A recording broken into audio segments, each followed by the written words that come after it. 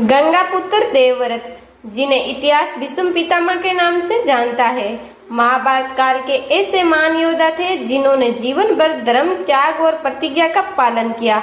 उनका जन्म ही दिव्य वरदानों से हुआ और बचपन से वे शास्त्र, अस्त्र शस्त्र और नीति में अद्वितीय थे। लेकिन उनके जीवन का सबसे बड़ा प्रसंग तब आया जब उनके पिता राजा शांतनु ने मत्स्यगंधा सत्यवती से विवाह करने की इच्छा जताई।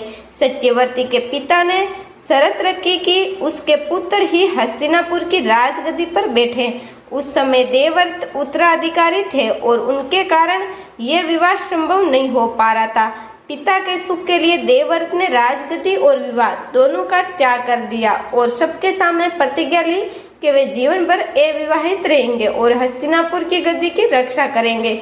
उनकी ये प्रतिज्ञा इतनी कठोर थी कि देवताओं ने आकाश से कहा, ये प्रतिज्ञा भीषण है, आज से तुम्हारा नाम भीष्म होगा। उस दिन से ही वे भीष्म पितामह कहलाए। यही प्रतिज्ञा उनके जीवन का सबसे बड़ा धर्म बन गई।